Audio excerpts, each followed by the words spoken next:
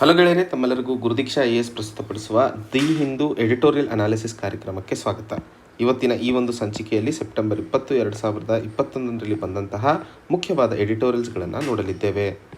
ಇಂದಿನ ಮೊದಲನೇ article, holding ಟ್ರಾನ್ಸ್ national corporations accountable. So ಈ ಒಂದು ಆರ್ಟಿಕಲಲ್ಲಿ ನಾವು ಮಾತಾಡ್ತಿರುವಂಥದ್ದು ಮುಖ್ಯವಾಗಿ ಟ್ರಾನ್ಸ್ ನ್ಯಾಷನಲ್ ಕಾರ್ಪೊರೇಷನ್ಸ್ಗಳ ಬಗ್ಗೆ, TNC ಅಂತ ಕರಿತೀವಿ.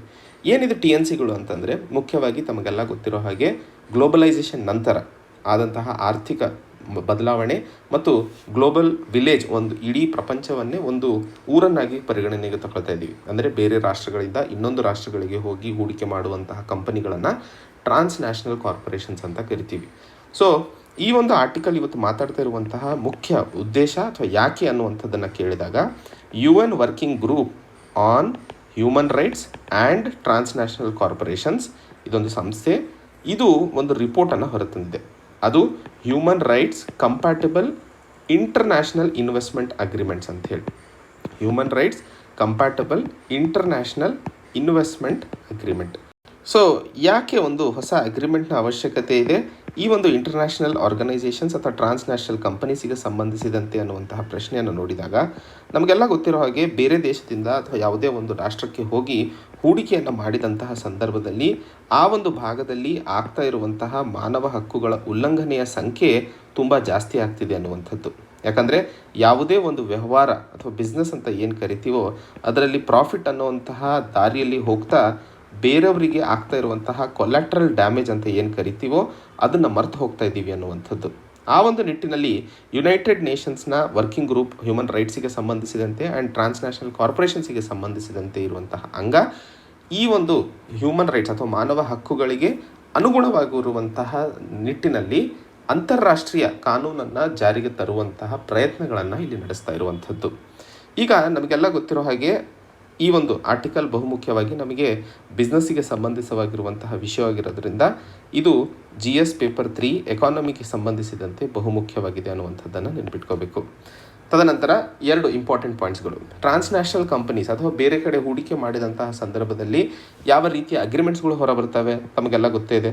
ಬೈಲ್ಯಾಟ್ರಲ್ ಇನ್ವೆಸ್ಟ್ಮೆಂಟ್ ಟ್ರೀಟಿಗಳಾಗಿರಬಹುದು, ಅಥವಾ ಫ್ರೀ ಟ್ರೇಡ್ ಅಗ್ರಿಮೆಂಟ್ಸ್ಗಳಾಗಿರಬಹುದು, ಅಥವಾ ಪ್ರಿಫರೆನ್ಷಿಯಲ್ ಟ್ರೇಡ್ ಅಗ್ರಿಮೆಂಟ್ಸ್ ಆಗಿರಬಹುದು. ಈ ಬೈಲ್ಯಾಟ್ರಲ್ ಇನ್ವೆಸ್ಟ್ಮೆಂಟ್ ಟ್ರೀಟಿಯ ಅಡಿಯಲ್ಲಿ 2 ರಾಷ್ಟ್ರಗಳ ನಡುವೆ ವ್ಯಾಪಾರಕ್ಕೆ ಸಂಬಂಧಿಸಿದಂತೆ ಅಥವಾ ಕಂಪನಿಗಳಿಗೆ ಅನುಕೂಲವಾಗುವಂತಹ ನಿಟ್ಟಿನಲ್ಲಿ ಹೂಡಿಕೆ ಮಾಡಿಸ್ಕೊಳ್ತಾ ಇರುವಂತಹ ರಾಷ್ಟ್ರ ಒಂದಿಷ್ಟು ಪ್ರಾವಧಾನಗಳನ್ನು ಮಾಡಿಸ್ಕೊಡುತ್ತದೆ. ಅಂದರೆ ಕಂಪನಿಗಳಿಗೆ ಒಂದಿಷ್ಟು ಶೀಲ್ಡ್ ಪ್ರೊಟೆಕ್ಷನನ್ನು ಕೊಡುತ್ತೆ ಕಿ ನೀವು ನಮ್ಮ ಭಾರತ ಅಥವಾ ನಮ್ಮ ದೇಶದಲ್ಲಿ ಇನ್ವೆಸ್ಟ್ ಮಾಡಿದ್ದಲ್ಲಿ ತಮಗೆ ಈ ಅನುಕೂಲಗಳನ್ನು ಮಾಡಿಕೊಡ್ತೀವಿ 1, 2, 3 ಅಂತ ಹೇಳಿ. ಅದೇ ರೀತಿಯಲ್ಲಿ ರಾಜ್ಯ ಅಥವಾ ಯಾವ ರಾಷ್ಟ್ರದಲ್ಲಿ ಹೂಡಿಕೆ ಮಾಡಲಾಗ್ತಿದೆಯೋ ಆ ರಾಷ್ಟ್ರದ ಸರ್ಕಾರದ ಮೇಲೂ ಲಿಮಿಟೇಷನ್ಸ್ಗಳನ್ನು ಹಾಕಲಾಗುತ್ತೆ ಕಿ ಏನಾದರೂ ಈ ಥರ ಜರುಗಿದ್ದಲ್ಲಿ ತಾವು ಈ ರೀತಿಯ ಕ್ರಮಗಳನ್ನು ಕೈಗೊಳ್ಳೋ ಹಾಗಿಲ್ಲ ಅನ್ನುವಂಥದ್ದು. ಒಟ್ಟಾರೆ ಬೈಲ್ಯಾಟ್ರಲ್ ಇನ್ವೆಸ್ಟ್ಮೆಂಟ್ ಟ್ರೀಟಿಯ ಅಡಿಯಲ್ಲಿ ಲಾಭ ಹೂಡಿಕೆದಾರರಿಗೆ ಜಾಸ್ತಿ ಇರುತ್ತದೆ ಅನ್ನುವಂಥದ್ದು. ಸೊ ಬಹಳಷ್ಟು ಸರಿ ಇವತ್ತು ಪ್ರಪಂಚಗಳಲ್ಲಿ ಅಥವಾ ಎಲ್ಲೆಲ್ಲಿ ಹೂಡಿಕೆ ಬೇರೆ ಕಂಪನಿಯವರು ಮಾಡ್ತಾ ಇದ್ದಾರೋ ಒಂದಿಷ್ಟು ಕರಪ್ಷನ್ ಸ್ಕ್ಯಾಂಡಲ್ಗಳು ಅಥವಾ ಎನ್ವೈರನ್ಮೆಂಟಲ್ ಇಶ್ಯೂಸ್ಗಳ ಮೇಲೆ ಹೆಚ್ಚಿನ ಡ್ಯಾಮೇಜಸನ್ನು ಮಾಡ್ತಾ ಇರುವಂಥದ್ದು ಬೆಳಕಿಗೆ ಬರ್ತಾ ಇದೆ. ಆ ಒಂದು ಸಂದರ್ಭದಲ್ಲಿ 1975ರಲ್ಲಿ US ಸ್ಟೇಟ್ ಸೆಕ್ರೆಟರಿ ಆದಂತಹ ಅಥವಾ US secretary of state Henry Kissinger ಅವರು ಯುನೈಟೆಡ್ ನೇಷನ್ ಜನರಲ್ ಅಸೆಂಬ್ಲಿಯಲ್ಲಿ ಒಂದು ಪ್ರಪೋಸಲನ್ನು ಇಟ್ಟಿದ್ದರು. ಆ ಪ್ರಪೋಸಲ್ ಮುಖ್ಯವಾಗಿ ಟ್ರಾನ್ಸ್ನ್ಯಾಷನಲ್ ಕಾರ್ಪೊರೇಷನ್ಸ್ಗಳಿಗೆ ಸಂಬಂಧಿಸಿದಂತೆ ಒಂದು ಅಂತಾರಾಷ್ಟ್ರೀಯ ಕಾನೂನನ್ನು ತರುವ ಅವಶ್ಯಕತೆ ಇದೆ, ಒಂದು ಸ್ಟ್ಯಾಂಡರ್ಡ್ಸನ್ನು ಸೆಟ್ ಮಾಡುವ ಅವಶ್ಯಕತೆ ಇದೆ ಕಿ ಅವರು ಈ ದಾಯರೆಯಲ್ಲಿ ಕೆಲಸ ಮಾಡಬೇಕು ಮಾನವ ಹಕ್ಕುಗಳನ್ನು ಕಾಪಾಡೋದಕ್ಕೋಸ್ಕರ ಅಂಥೇಳಿ. ಆ ಒಂದು ನಿಟ್ಟಿನಲ್ಲಿ ಒಂದು ಮಲ್ಟಿಲ್ಯಾಟ್ರಲ್ ಕೋಡನ್ನು ಜನರೇಟ್ ಅಥವಾ ತಯಾರಿ ಮಾಡುವಂತಹ ನಿಟ್ಟಿನಲ್ಲಿ ಪ್ರಯತ್ನಗಳು ಮುಂಸಾಗಿದ್ವು. ಆದರೆ ಡೆವಲಪ್ಡ್ ಮತ್ತು ಡೆವಲಪಿಂಗ್ ರಾಷ್ಟ್ರಗಳ ನಡುವೆ ಇದ್ದಂತಹ ಡಿಫರೆನ್ಸಸ್ಗಳಿಂದಾಗಿ ಈ ಒಂದು ಕೋಡನ್ನು 1992ರಲ್ಲೇ ಕೈ ಬಿಡಲಾಯಿತು. ಮುಂದಿನ ಹಂತದಲ್ಲಿ 2011ರಲ್ಲಿ ಒಂದು UN special rapporteur on business and human rights ಅನ್ನುವಂತಹ ಒಂದು ಆರ್ಟಿಕಲ್ ಬಂತು. ಅಲ್ಲಿ ಈ ಟ್ರಾನ್ಸ್ ನ್ಯಾಷನಲ್ ಕಾರ್ಪೊರೇಷನ್ಸ್ಗಳದ್ದು ಸಂಬಂಧಿಸಿದಂತೆ ಇಶ್ಯೂಸ್ಗಳನ್ನು ಹೈಲೈಟ್ ಮಾಡಲಾಯಿತು. ಈ ಒಂದು ಇಶ್ಯೂಸ್ಗಳ ಆಧಾರದ ಮೇಲೆ 2014ರಲ್ಲಿ United Nation human rights council ಏನಿದೆಯಲ್ಲ ಒಂದು ಓಪನ್ ಎಂಡೆಡ್ ವರ್ಕಿಂಗ್ ಗ್ರೂಪ್ನ ರಚನೆ ಮಾಡಿ ಈ ಒಂದು ಟ್ರಾನ್ಸ್ನ್ಯಾಷನಲ್ ಕಾರ್ಪೊರೇಷನ್ಸಿಗೆ ಸಂಬಂಧಿಸಿದಂತೆ ಒಂದು ಕಾನೂನನ್ನು ಹ್ಯೂಮನ್ ರೈಟ್ಸ್ಗಳಿಗೆ ಅನುಗುಣವಾಗಿ ತಯಾರಿಸುವ ಅವಶ್ಯಕತೆ ಇದೆ ಅಂತಾರಾಷ್ಟ್ರೀಯ ಮಟ್ಟದಲ್ಲಿ, ಅದು ಲೀಗಲಿ ಬೈಂಡಿಂಗ್ ಆಗಿರುವಂಥದ್ದು ಅನ್ನುವಂತಹ ಮಾತನ್ನು ಹೇಳ್ತು. ಆ ಒಂದು ವಿಷಯಕ್ಕೆ ಸಂಬಂಧಿಸಿದಂತೆ ಅಂದರೆ ಇವತ್ತು ನಾವು ಮಾತಾಡ್ತಿರುವಂತಹ United Nations working group on human rights and TNC ಅನ್ನುವಂಥದ್ದು ಹ್ಯೂಮನ್ ರೈಟ್ಸ್ ಕೌನ್ಸಿಲ್ 2014ರಲ್ಲಿ ತಂದಿರುವಂತಹ ಒಂದು ಇನಿಷಿಯೇಟಿವ್ ಅನ್ನುವಂಥದ್ದನ್ನು ನೆನಪಿಟ್ಕೋಬೇಕು. ಅದೇ ಗ್ರೂಪು ಇವತ್ತು ಈ ಒಂದು ರಿಪೋರ್ಟನ್ನು ಹೊರಹಾಕಿದೆ. ಏನೆಲ್ಲ ಕೆಲಸಗಳನ್ನು ಮಾಡುವ ಅಥವಾ ಮೊದಲನೇ ಹೆಜ್ಜೆ ಆಗಿದೆ ಅಂತಾರಾಷ್ಟ್ರೀಯ ಕಾನೂನು ಅಥವಾ ಅಗ್ರಿಮೆಂಟನ್ನು ಜಾರಿಗೆ ತರುವಂತಹ ನಿಟ್ಟಿನಲ್ಲಿ ಅನ್ನುವಂಥದ್ದನ್ನು ಇಲ್ಲಿ ಅರ್ಥೈಸ್ಕೊಳ್ಳಬೇಕು. ಈ ಒಂದು ಬೈಲಾಟ್ರಲ್ ಇನ್ವೆಸ್ಟ್ಮೆಂಟ್ ಟ್ರೀಟಿಯಿಂದಾಗಿ ಹೌದು ಆಗುತ್ತೆ, ಆ ರೀತಿ ಯಾವುದಾದ್ರೂ ಉದಾಹರಣೆ ಇದ್ದಾವ ಅನ್ನುವಂಥದ್ದನ್ನು ಮಾತಾಡಿದಾಗ ಮೊದಲನೇದಾಗಿ ಅರ್ಜೆಂಟೀನಾ, ತಮಗೆಲ್ಲ ಗೊತ್ತಿರೋ ಹಾಗೆ ಅರ್ಜೆಂಟೀನಾ ರಾಷ್ಟ್ರ ಸೌತ್ ಅಮೆರಿಕಾದಲ್ಲಿ ಕಾಣುವಂತಹ ಒಂದು ಭಾಗವಾಗಿದೆ. ಈ ಅರ್ಜೆಂಟೀನಾದಲ್ಲಿ ಒಂದು ಕಂಪನಿ ಇನ್ವೆಸ್ಟ್ಮೆಂಟ್ ಮಾಡಿತ್ತು. ಆ ಕಂಪನಿ ಇನ್ವೆಸ್ಟ್ ಮಾಡಿದ್ದು ಮುಖ್ಯವಾಗಿ ನೀರಿನ ಸಪ್ಲೈಗೆ ಸಂಬಂಧಿಸಿದಂತೆ, ಸಪ್ಲೈ ಆಫ್ ವಾಟರ್. ಅದು ಆಗಿರುವಂಥದ್ದು ಸುಮಾರು 2000ರ ದಶಕದಲ್ಲಿ. ಆದರೆ ಅರ್ಜೆಂಟೀನಾ ಆರ್ಥಿಕ ಕ್ರೈಸಿಸನ್ನು 2001ರಲ್ಲಿ ಕಂಡಂತಹ ಸಂದರ್ಭದಲ್ಲಿ ಒಂದಿಷ್ಟು ವ್ಯವಸ್ಥೆಗಳಿಗೆ ಅಥವಾ ಒಂದಿಷ್ಟು ಆರ್ಥಿಕ ವ್ಯವಸ್ಥೆಯನ್ನು ಕ್ಷೇತ್ರಗಳನ್ನು ಮುಚ್ಚೋದಕ್ಕೆ ಮುಂದಾಯಿತು. ಮುಚ್ಚಿದಂತಹ ಸಂದರ್ಭದಲ್ಲಿ ಈ ಒಂದು ಕಂಪನಿ ನೀರು ಸಪ್ಲೈ ಏನು ಮಾಡ್ತಿತ್ತಲ್ಲ ಅದು ಸ್ಪೇನ್ದ ಕಂಪನಿಯಾಗಿತ್ತು. ಸೊ ಅರ್ಜೆಂಟೀನಾ ಮತ್ತು ಸ್ಪೇನ್ನ ನಡುವೆ ಒಂದು ಬೈಲ್ಯಾಟ್ರಲ್ ಇನ್ವೆಸ್ಟ್ಮೆಂಟ್ ಟ್ರೀಟಿ ಇತ್ತು. ಸ್ಪೇನ್ನಿಂದ ಯಾರೆಲ್ಲ ಇನ್ವೆಸ್ಟರ್ಸ್ಗಳು ಇಲ್ಲಿ ಅರ್ಜೆಂಟೀನಾದಲ್ಲಿ ಹೂಡಿಕೆ ಮಾಡಿರ್ತಾರೋ ಅವರ ಪ್ರಾಫಿಟ್ಸ್ಗಳನ್ನು ಅಥವಾ ಅವರ ಕಂಪನಿಯನ್ನು ಕಾಪಾಡುವಂತಹ ನಿಟ್ಟಿನಲ್ಲಿ ಅರ್ಜೆಂಟೀನಾ ಕೆಲಸ ಮಾಡುತ್ತದೆ ಅನ್ನುವಂಥದ್ದು.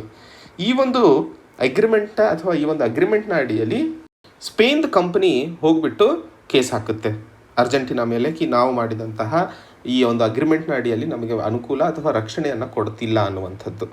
ಆವಾಗ ಅರ್ಜೆಂಟೀನಾ ಹೇಳುತ್ತೆ ಈ ಒಂದು ಕಂಪನಿ ಅರ್ಜೆಂಟೀನಾದಲ್ಲಿ ನೀರು ಸಪ್ಲೈ ಏನು ಮಾಡ್ತಿತ್ತೋ ಅದರಿಂದಾಗಿ ಓವರ್ ಯೂಸ್ ಅಥವಾ ಅದರ ಮೇಲೆ ಆಗ್ತಾ ಇರುವಂತಹ ಅನ್ಸೈಂಟಿಫಿಕ್ ಬಳಕೆಯಿಂದಾಗಿ ಬಹಳ ದೊಡ್ಡ ಮಟ್ಟದಲ್ಲಿ ಪ್ರಮಾದ ಆಗಿದೆ ಅರ್ಜೆಂಟೀನಾಗೆ ಅನ್ನುವಂಥದ್ದು.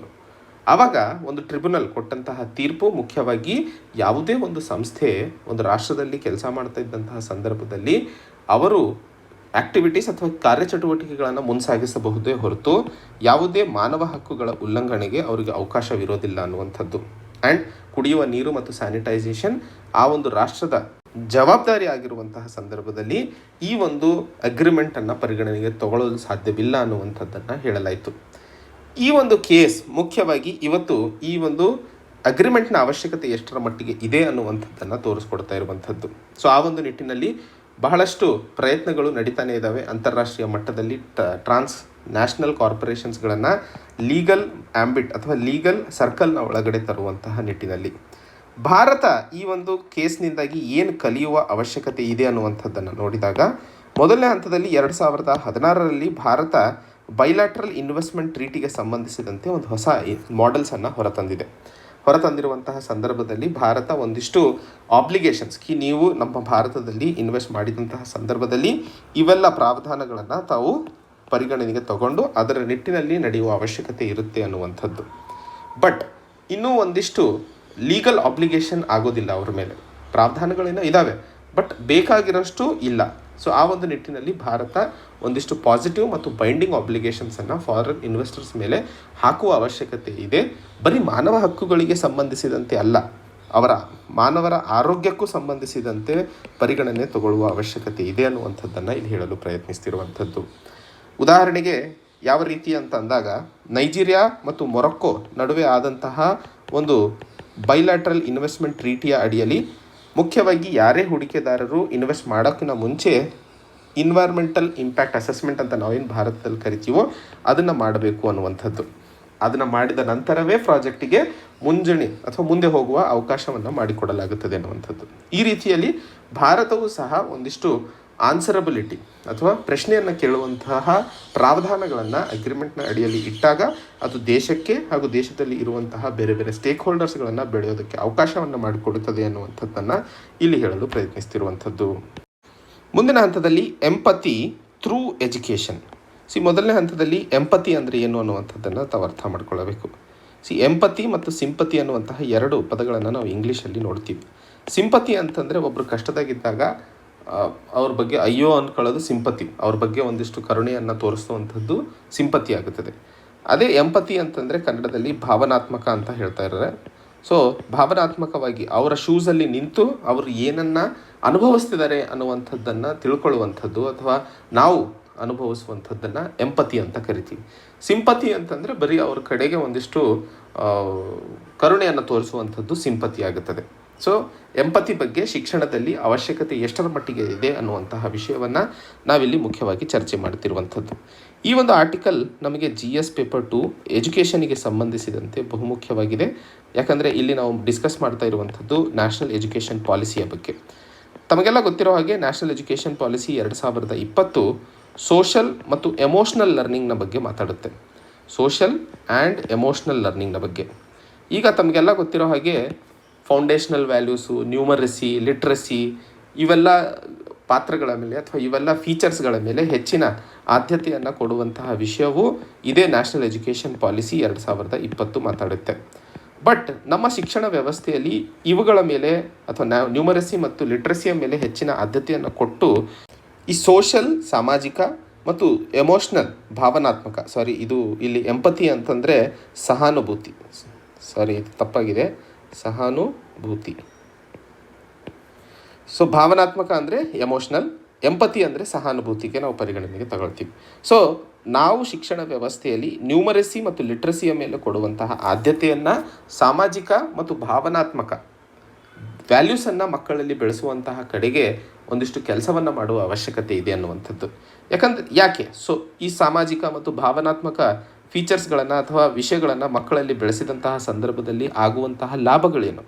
ಮೊದಲನೇ ಹಂತದಲ್ಲಿ ಇದು ಕಮ್ಯುನಿಕೇಷನಿಗೆ ಸಂಬಂಧಿಸಿದಂತೆ, ಅಂದರೆ ಮಾತಾಡುವಂತಹ ವ್ಯವಸ್ಥೆ ಸಮಾಜದಲ್ಲಿ man is A social animal ಅಂತ ಏನು ಕರಿತೀವೋ ಆ ಮಾತಾಡುವ ಒಂದು ಸ್ಕಿಲ್ ಮಕ್ಕಳಲ್ಲಿ ಬೆಳೆಸುತ್ತೆ. ಬೇರೆಯವರೊಂದಿಗೆ ಹೊಂದಿಕೊಂಡು ಕೆಲಸ ಮಾಡುವಂತಹ ಒಂದು ಆಸಕ್ತಿ ಮತ್ತು ಚಟುವಟಿಕೆ ವಿದ್ಯಾರ್ಥಿಗಳಲ್ಲಿ ಬೆಳೆಯುವಂಥದ್ದು ಮತ್ತು ಇವರಿಗೆ ಯಾವುದೇ ಒಂದು ಸಮಸ್ಯೆ ಎದುರಾದಲ್ಲಿ ಅದಕ್ಕೆ ಸೂಕ್ತವಾದ ಸಮಸ್ಯೆಗೆ ಉತ್ತರವನ್ನು ಕಂಡುಹಿಡಿದುಕೊಳ್ಳುವಂತಹ ಸಾಮರ್ಥ್ಯವು ಬೌದ್ಧಿಕವಾಗಿಯೂ ಸಹ ಅವರಲ್ಲಿ ಬೆಳೆಯುತ್ತದೆ ಅನ್ನುವಂಥದ್ದು. 4ನೇ ಹಂತದಲ್ಲಿ ಕ್ರಿಯೇಟಿವಿಟಿ, ಅವರಿಗೆ ರಚನಾತ್ಮಕ ಆಲೋಚನೆಯೂ ಜಾಸ್ತಿ ಆಗುತ್ತದೆ ಅನ್ನುವಂಥದ್ದು. ಒಟ್ಟಾರೆ ಸೋಷಲ್ ಮತ್ತು ಎಮೋಷ್ನಲ್ ವ್ಯಾಲ್ಯೂಸ್ ಮಕ್ಕಳಲ್ಲಿ ಬೆಳೆದಂತಹ ಸಂದರ್ಭದಲ್ಲಿ ಹ್ಯೂಮನ್ ಡೆವಲಪ್ಮೆಂಟ್ ಮತ್ತು ಸಮಾಜದಲ್ಲಿ ಒಂದು ಆರೋಗ್ಯಕರ ಸಂಬಂಧಗಳನ್ನು ಬೆಳೆಸುವಂತಹ ನಿಟ್ಟಿನಲ್ಲಿ ಬಹಳ ದೊಡ್ಡ ಮಟ್ಟದ ಕೊಡುಗೆ ಆಗುತ್ತದೆ ಅನ್ನುವಂಥದ್ದನ್ನು ಸಹ ಇಲ್ಲಿ ಅರ್ಥೈಸಿಕೊಳ್ಳಬೇಕಾಗಿರುವಂಥದ್ದು. ಹಾಗೆ ಈ ಎಂಪತಿ ನಾನು ಹೇಳಿದೆ, ಬೇರೆಯವರ ಪರಿಸ್ಥಿತಿ ಅಥವಾ ಅವರಲ್ಲಿ ಇರುವಂತಹ ಭಾವನೆಗಳನ್ನು ಅರ್ಥೈಸಿಕೊಂಡು ಅದಕ್ಕೆ ಸ್ಪಂದಿಸುವಂಥದ್ದು. ಇಲ್ಲಿ ಸೋಷಲ್ ಆ್ಯಂಡ್ ಎಮೋಷ್ನಲ್ ವ್ಯಾಲ್ಯೂಸಿಗೆ 2 ಎಲಿಮೆಂಟ್ಸ್ಗಳನ್ನು ಹೇಳ್ತಿದ್ದೀವಿ. ಆ ಎಲಿಮೆಂಟ್ಸ್ಗಳು ಯಾವ್ಯಾವು? ಮೊದಲನೇದು ಎಂಪತಿ, 2ನೇದು ಥಿಯರಿ ಆಫ್ ಮೈಂಡ್ ಅಂತ ಹೇಳಿ. ಹಾಗಾದರೆ ಎಂಪತಿಯ ಬಗ್ಗೆ ತಮಗಾಗಲೇ ಗೊತ್ತೇ ಇದೆ. ಸೊ ಥಿಯರಿ ಆಫ್ ಮೈಂಡ್ ಅಂದರೆ ಏನು? ಥಿಯರಿ ಆಫ್ ಮೈಂಡ್ ಅಂತಂದರೆ ಒಬ್ಬ ವಿದ್ಯಾರ್ಥಿಯಲ್ಲಿ ಎದುರುಗಡೆ ಇರುವಂತಹ ವ್ಯಕ್ತಿಯ ಆಲೋಚನೆ, ಅವರ ಉದ್ದೇಶ, ಅವರ ಒಂದು ನಂಬಿಕೆಯನ್ನು ಅರ್ಥೈಸಿಕೊಂಡು ಅವರ ಅನುಗುಣವಾಗಿ ನಾವು ಸಹ ಹೊಂದಿಕೊಂಡು ಹೋಗುವಂತಹ ಒಂದು ವ್ಯವಸ್ಥೆ. ಈಗ ಇದರ ಅವಶ್ಯಕತೆ ಯಾಕೆ ಭಾರತದಲ್ಲಿದೆ? ನಮ್ಮ ಭಾರತ ದೇಶದಲ್ಲಿ ನಮಗೆ ಗೊತ್ತಿರೋ ಹಾಗೆ ವಿವಿಧ ಸಂಸ್ಕೃತಿಗಳಿದ್ದಾವೆ, ವಿವಿಧ ಧರ್ಮಗಳಿದ್ದಾವೆ, ರಿಲಿಜನ್ ಅಂತ ಕರಿತೀವಿ, ಹಾಗೂ ಬಹಳಷ್ಟು ಹಲವು ಲ್ಯಾಂಗ್ವೇಜಸ್ ಮಾತಾಡುವಂಥವ್ರಿದ್ದಾರೆ. ಈಗ ಇವರೆಲ್ಲ ಹೊಂದ್ಕೊಂಡು ಹೋಗಬೇಕು ಅಂತಂದರೆ ಒಬ್ಬರು ಇನ್ನೊಬ್ಬರನ್ನು ಅರ್ಥೈಸ್ಕೊಂಡು ಅವರ ಒಂದು ಆಲೋಚನೆ ಅಥವಾ ಅವರಲ್ಲಿ ಇರುವಂತಹ ಒಂದು ಮನಸ್ಥಿತಿಯನ್ನು ತಿಳ್ಕೊಂಡಾಗ ಮಾತ್ರ ಒಗ್ಗೂಡಿಕೊಂಡು ಮುಂದೆ ಹೋಗಲು ಸಾಧ್ಯ.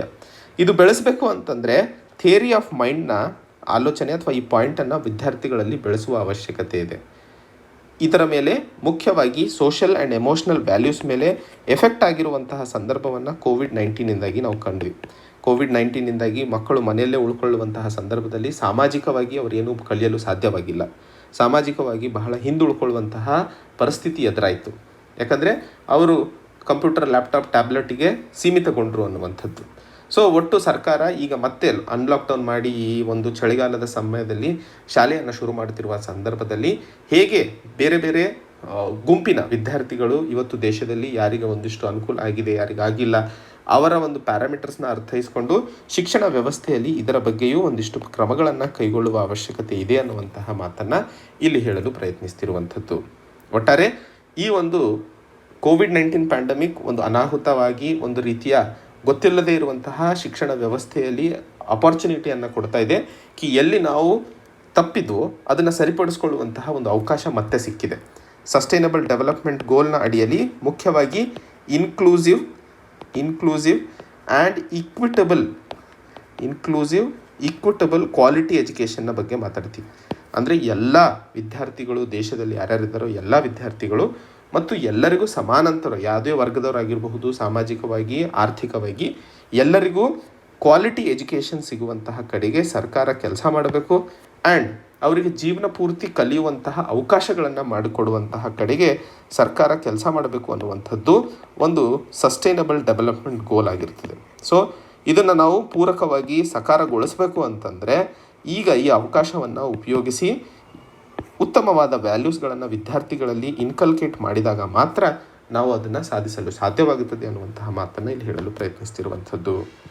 ಮುಂದಿನ ಒಂದು article, relative income subjective wellbeing connect. ಇಲ್ಲಿ 2 ಪದಗಳಿದ್ದಾವೆ. ರಿಲೇಟಿವ್ ಇನ್ಕಮ್ ಅಂತಂದರೆ ಒಂದಿಷ್ಟು ವ್ಯಕ್ತಿಗಳನ್ನು ಕಂಪ್ಯಾರಿಟಿವ್ ರೆಫರೆನ್ಸ್ ಪಾಯಿಂಟ್ ತಗೊಂಡು, ಸಪೋಸ್ ಅರುಣ್ ಇದ್ದಾನೆ, ಅರುಣ್ದ ಸ್ಯಾಲ್ರಿ ಒಂದು 15,000 ತಿಂಗಳಿಗಿದೆ ಅನ್ಕೊಳ್ಳೋಣ. ಹಾಗೆ ಇನ್ನೊಂದು ಕಡೆ ಕಿರಣ್ ಇದ್ದಾನೆ, ಕಿರಣ್ದ ಸ್ಯಾಲ್ರಿ 1,00,000 ತಿಂಗಳಿಗಿದೆ ಅಂತ ಅನ್ಕೊಳ್ಳೋಣ. ಹಾಗಾದರೆ ಕಿರಣ್ ಸ್ಯಾಲ್ರಿ ಅರುಣ್ಕಿನ ರಿಲೇಟಿವ್ಲಿ ಎಷ್ಟು ಜಾಸ್ತಿ ಇದೆ, ಅಥವಾ ಅರುಣ್ದ ಸ್ಯಾಲ್ರಿ ಕಿರಣ್ಕಿನ ಎಷ್ಟು ಕಡಿಮೆ ಇದೆ, ಇದನ್ನು ನಾವು ರಿಲೇಟಿವ್ ಇನ್ಕಮ್ ಅಂತ ಕರಿತೀವಿ. ಸಬ್ಜೆಕ್ಟಿವ್ ವೆಲ್ಬೀಯಿಂಗ್ ಅಂತ ಮಾತಾಡ್ತಿದ್ದೀವಿ. 2 ಪದಗಳ ಬಗ್ಗೆ ಈ ಒಂದು ಆರ್ಟಿಕಲಲ್ಲಿ ನಾವು ಉಪಯೋಗಿಸಲಿದ್ದೇವೆ. ಒಂದು ಕನ್ವೆನ್ಷನಲ್ ಅಂತ ಹೇಳಿ, ಕನ್ವೆನ್ಷನಲ್. 2ನೇದು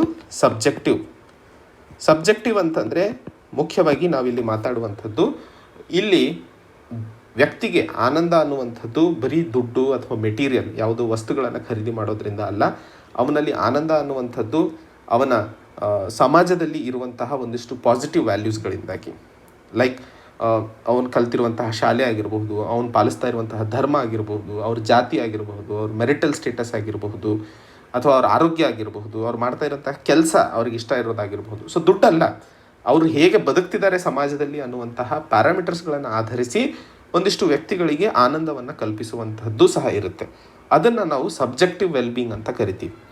ಇನ್ನೊಂದು ಕನ್ವೆನ್ಷನಲ್ ವೆಲ್ಬೀಯಿಂಗ್. ಕನ್ವೆನ್ಷನಲ್ ಅಪ್ರೋಚಲ್ಲಿ ನಾವು ಮುಖ್ಯವಾಗಿ ನಾನು ಎಷ್ಟು ದುಡಿತಾ ಇದ್ದೀನಿ, ಕೋಟಿ ದುಡಿತಿದ್ದೀನ, 2 ಕೋಟಿ ದುಡಿತಿದ್ದೀನ, ಎಷ್ಟು ಖರ್ಚು ಮಾಡ್ತಿದ್ದೀನಿ ಪ್ರತಿದಿನ, 10 ಲಕ್ಷ 15 ಲಕ್ಷ, ಅದರ ಆಧಾರದ ಮೇಲೆ ವ್ಯಕ್ತಿ ಆನಂದವಾಗಿದ್ದಾನ ಅಥವಾ ಖುಷಿಯಾಗಿದ್ದಾನ ಅನ್ನುವಂಥದ್ದನ್ನು ಪರಿಗಣನೆಗೆ ತಗೊಳ್ಳುವಂಥದ್ದು ಕನ್ವೆನ್ಷನಲ್ ಅಪ್ರೋಚ್ ಅಂತ ಕರಿತೀವಿ.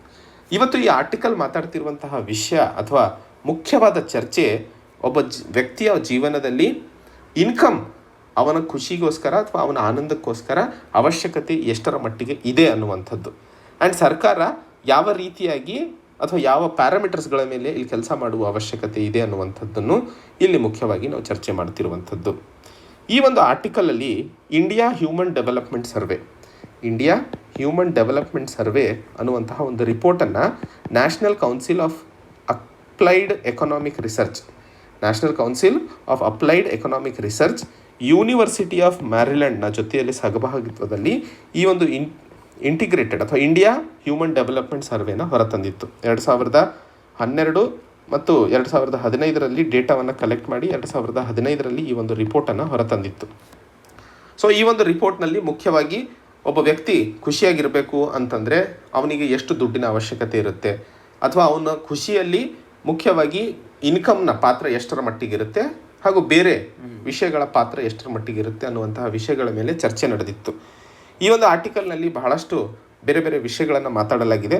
ಬಟ್ ಒಂದು ಪಾಯಿಂಟ್ ಇಲ್ಲಿ ತಿಳ್ಕೊಬೇಕಾಗಿರುವಂಥದ್ದು ರಿಲೇಟಿವ್ ಇನ್ಕಮ್ ಹೈಪೋಥೆಸಿಸ್ ಅಂತೇಳಿ. ಹೈಪೋಥೆಸಿಸ್ ಅಂದರೆ ಒಂದು ರೀತಿಯ ಸ್ಟೇಟ್ಮೆಂಟ್, ಅದು ಯಾವುದು ಪ್ರೂವ್ ಆಗಿಲ್ಲ. ರಿಲೇಟಿವ್ ಇನ್ಕಮ್ ಹೈಪೋಥೆಸಿಸ್ ಇದು ತಿಳ್ಕೊಬೇಕಾಗಿರುವಂಥದ್ದು ಮುಖ್ಯವಾಗಿ ಯಾವುದಾದ್ರೂ ಎಸ್ಸೆ ಅಥವಾ ಒಂದು ಆನ್ಸರ್ ರೈಟಿಂಗಲ್ಲಿ ಎಥಿಕ್ಸಲ್ಲಿ ನಾವು ಉಪಯೋಗಿಸಬೇಕಾದ್ರೆ ಇದನ್ನು ಉಪಯೋಗಿಸಬಹುದು. ಮುಖ್ಯವಾಗಿ ಈ ಒಂದು ಆರ್ಟಿಕಲ್ ನಮಗೆ GS ಪೇಪರ್ 4 ಎಥಿಕ್ಸಿಗೆ ಸಂಬಂಧಿಸಿದಂತೆ ಒಂದಿಷ್ಟು ಅನುಕೂಲವಾಗುತ್ತದೆ ಅನ್ನುವಂಥದ್ದನ್ನು ಸಹ ನೆನಪಿಟ್ಕೋಬೇಕು. ಸೊ ರಿಲೇಟಿವ್ ಇನ್ಕಮ್ ಹೈಪೋಥೆಸಿಸ್ ಹೇಳ್ತಾ ಇರೋದು ಏನಪ್ಪ ಅಂತಂದರೆ, ಒಬ್ಬ ವ್ಯಕ್ತಿಯ ಜೀವನದಲ್ಲಿ ದುಡ್ಡು ಅತ್ಯಮೂಲ್ಯವಾಗಿರುತ್ತದೆ ಅವನು ಆನಂದಕ್ಕೋಸ್ಕರ. ಬಟ್ ಆ ದುಡ್ಡು ಬೆಳೀತಾ ಹೋದ ಹಾಗೆ ಒಂದು ಪಾಯಿಂಟ್ ಬಂದುಬಿಡುತ್ತೆ, ಅಲ್ಲಿಂದ ದುಡ್ಡು ಮಾತ್ರ ಬೆಳೆಯುತ್ತೆ ಹೊರತು ಆನಂದ ಕಡಿಮೆ ಆಗ್ತಾ ಹೋಗುತ್ತದೆ ಅನ್ನುವಂಥದ್ದು.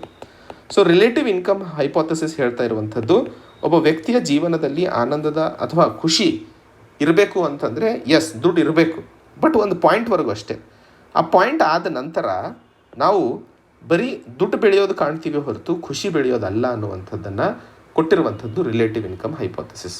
ಸೊ ಈ ಒಂದು ಹೈಪೋಥೆಸಿಸ್ ಮತ್ತು ಆ ಒಂದು ರಿಪೋರ್ಟಿನ ಆಧಾರದ ಮೇಲೆ ಒಟ್ಟಾರೆ ಇಲ್ಲಿ ಹೇಳ್ತಾ ಇರುವಂಥದ್ದು ಮುಖ್ಯವಾಗಿ ನಾವು ಒಬ್ಬ ವ್ಯಕ್ತಿಯ ಇನ್ಕಮನ್ನು ಜಾಸ್ತಿ ಮಾಡುವಂತಹ ಕಡೆಗೆ ಕೆಲಸವನ್ನು ಮಾಡೋದಲ್ಲದೆ ಎಲ್ಲರಿಗೂ ಸಮಾನಾಂತರವಾಗಿ ಹಂಚುವಂತಹ ಪ್ರಯತ್ನಗಳನ್ನು, ಇನ್ಕಮನ್ನು ಹಂಚುವಂತಹ ಪ್ರಯತ್ನ ಮತ್ತು ಅವರಿಗೆ ಒಂದಿಷ್ಟು ಉತ್ತಮವಾದ ಉದ್ಯೋಗ ಅವಕಾಶಗಳನ್ನು ಮಾಡಿಕೊಟ್ಟಿದ್ದಲ್ಲಿ ನಾವು ದೇಶದ ಒಳಿತಿಗೋಸ್ಕರ ಮಾಡಿದಂತಹ ಕೊಡುಗೆ ಅಥವಾ ಒಳಿತನ್ನು ಕಾಣುವಂಥದ್ದು ಸಾಧ್ಯವಾಗುತ್ತದೆ ಅನ್ನುವಂಥದ್ದು ಸಂಕ್ಷಿಪ್ತವಾಗಿ ಮಾತಾಡ್ತಿರುವಂತಹ ವಿಷಯ ಇದು.